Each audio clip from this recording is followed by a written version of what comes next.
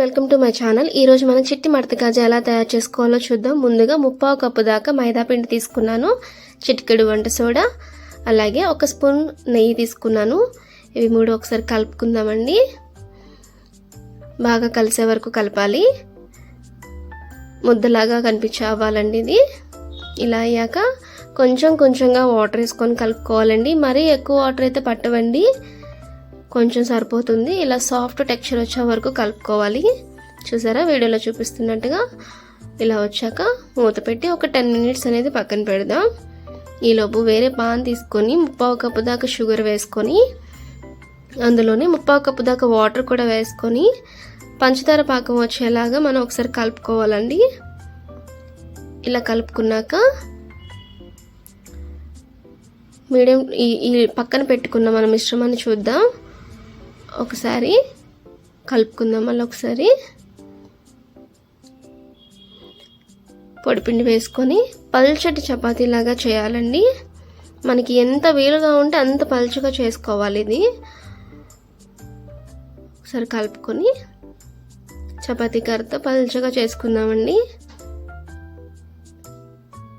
చూసారా ఈ విధంగా పల్చగా చేసుకోవాలి. ఎప్పుడైనా మీరు కూడా ఒకసారి ట్రై చేయండి. ఈవినింగ్ టైం స్నాక్స్గా కానీ ఏదైనా స్వీట్ సడన్గా తినాలనిపించినా కానీ చక్కగా చేసుకొని తినొచ్చు. 5 మినిట్స్లో అయిపోతుందండి. చూసారా ఈ విధంగా పల్చగా చేసుకొని దీనిపైన నెయ్యి వేసుకొని మొత్తం స్ప్రెడ్ అయ్యేలాగా చేయండి. ఈ నెయ్యిని స్ప్రెడ్ చేయండి మొత్తం.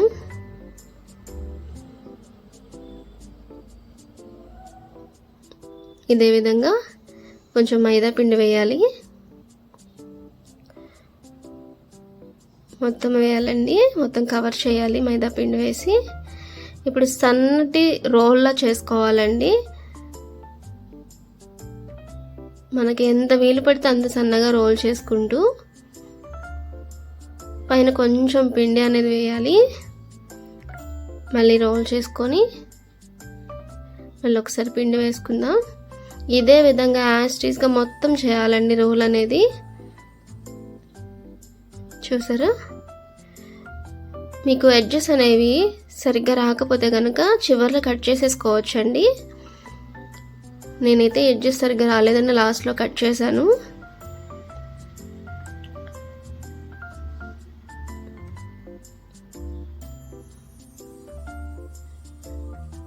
కట్ చేసేసాక చివర చేయి తడుపుకొని నీటితో అద్దాలండి. ఇలాగా చివర్లంతా ఇది అద్దాక మళ్ళీ రోల్ అనేది క్లోజ్ చేసేయడమే. ఇలా క్లోజ్ చేయడం వల్ల మనం నూనెలో వేపేటప్పుడు విడిలిపోదండి. ఇలా చేశాక ఒక్కసారి చేతితో పైన ప్రెస్ చేయాలి. లైట్గానే చేయండి, ఎక్కువేం అవసరం లేదు. ఇలా చేశాక మనకి ఎంత సైజ్ కావాలంటే అంత సైజ్ అనేది కాజాని కట్ చేసుకోవడమే. నేనైతే ఈ సైజులో కట్ చేశానండి. ఇలా కట్ చేశాక ఒక్కసారి వేలుతో ప్రెస్ చేసుకోవడమే. చూసారా ఈ విధంగా. ఇంకోటి కూడా అలాగే చేశానండి. సేమ్ రోల్ అంతా అలా చేసుకోవడమే.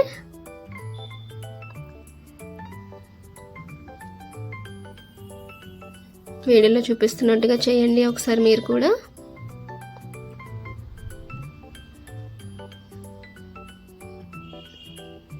మరి బాగా ప్రెస్ చేయనక్కర్లేదండి.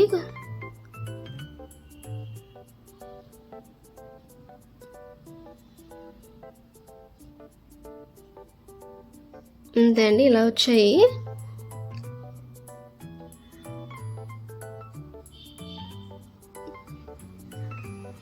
ముందుగా పంచదార పాకం రెడీ చేసుకుంటున్నాం కదండి. అందులో 4 యాలకులు అనేది వేసాను. వేసాక ఒకసారి కలుపుకొని తీగ పాకం రాకూడదండి. మనం ఒకసారి పట్టుకుంటే చేతికి అంటేలాగా మాత్రం ఉంటే సరిపోతుంది. ఇలా అయ్యాక ఇది పక్కన పెట్టుకొని వేరొక ప్యాన్ పెట్టుకొని కాజాలు అనేది వేపుకోవడానికి సరిపడినంత ఆయిల్ వేసుకోవాలి. ఆయిల్ అనేది చాలా గోరువెచ్చగా ఉండాలండి, ఎక్కువ అనేది కాకూడదు. ఇలా గోరువెచ్చగా ఉన్నప్పుడు మాత్రమే ఇవన్నీ వేయాలి. ఇదంతా మీడియం ఫ్లేమ్లోనే వేగాలండి. హై ఫ్లేమ్లో వేపితే లోపల వేగదు సరిగ్గా.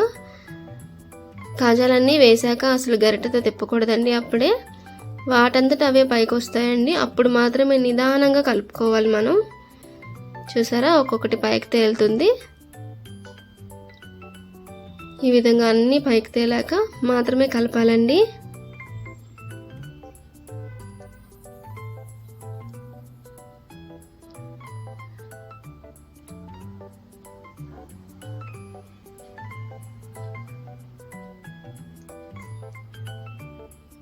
ఇలా అన్నీ పైకి తేలాక ఒకసారి కలుపుకోవాలి మనం.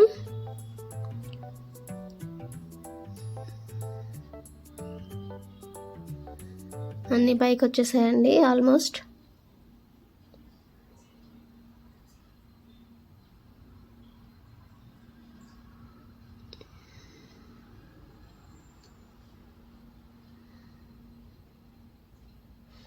ఒకసారి కలుపుకుందాం నిదానంగా.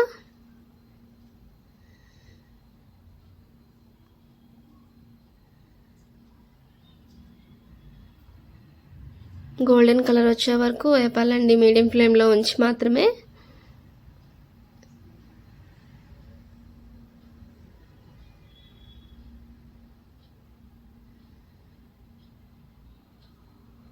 చూసారా, ఈ విధంగా వచ్చాక మాత్రమే తీయాలి.